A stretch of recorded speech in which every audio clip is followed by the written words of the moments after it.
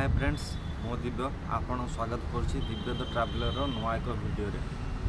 आज आम सांग मैंने जावा बौद्ध डिस्ट्रिक्ट रे थिबा गोटे शिव मंदिर जहाँकि खरभुई शिव मंदिर बा कंकड़ पथर शिव मंदिर ना परिचित अच्छी। यही मंदिर आपन को गोटे पहाड़ ऊपर देखा मिल आ मंदिर को जावाई हेले 137 पहाड़ चढ़ी जावाक पड़ो। से मंदिरटी आपन को 4 छक ठू छतरंग जीवा रास्ता 4 छक 10-12 किलोमीटर जीवा पर आपन को छतरंग जीवा रास्ता खरभुई अंचल रे मिल जाव। खरभुई अंचल गोटे बड़ पथर अच्छी से पथर उपर से मंदिर जहाँकि गोटे बड़ पथर से मंदिर पथर पहाड़ उपर से मंदिरटी अच्छी। आसन देखिए से पथर से पहाड़टी केमती अच्छी आ मंदिर केमती अच्छी। तो फ्रेंड्स आम ए सीढ़ी रे ऊपर को जीवा पहाड़ ऊपर से मंदिरटी रही अच्छी। मंदिरटा केमती कौन देखा जाउछि देखिबा आसंतु।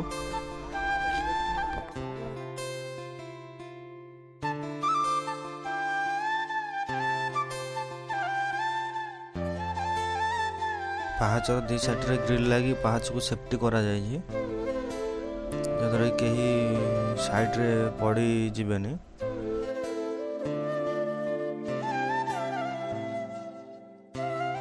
पहाड़ रू साइड रो जंगल भी भल आसुची।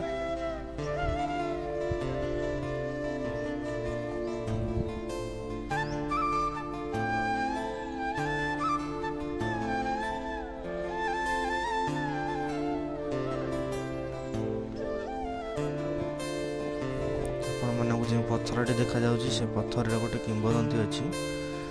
यार ना कंकड़ पत्थर कहीं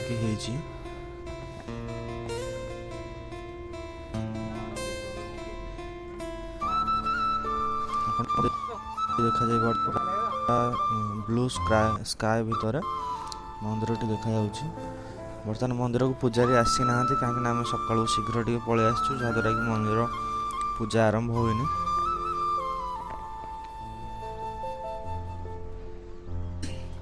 बर्तमान आपण व्यू देखंतु पहाड़ ऊपर चारिपट जंगल व्यू।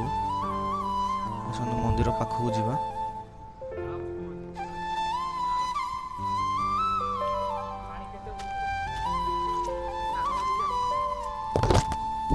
से मंदिर जहाँकि शिव मंदिर गोटे शैवपीठ गोटे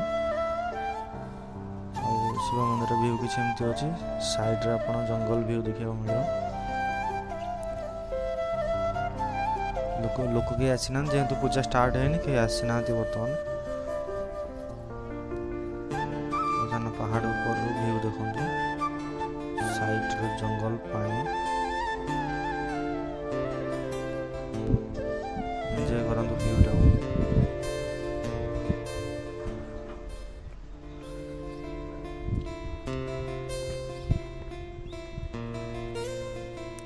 पूरा बड़ बड़ पत्थर खंड सब रही।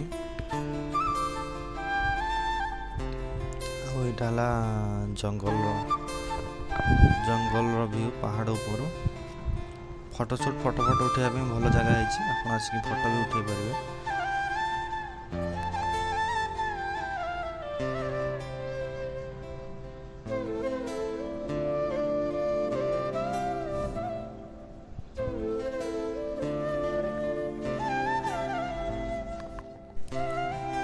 बर्तमान आपन जो पथरटा देखुं एठिकार लोक कहया मतरे गोटे कंकड़ा थिला ताहा पथर परिणत हो जाइछि। ना एठिकार लोक देइछन्ति कंकड़ा पथर ए प्लेस प्लेस रो ना हला भी कंकड़ा पथर शिव मंदिर बहुत। आपन थरे बुली आसंतु ए जगह को यार सौंदर्य उपभोग करंतु।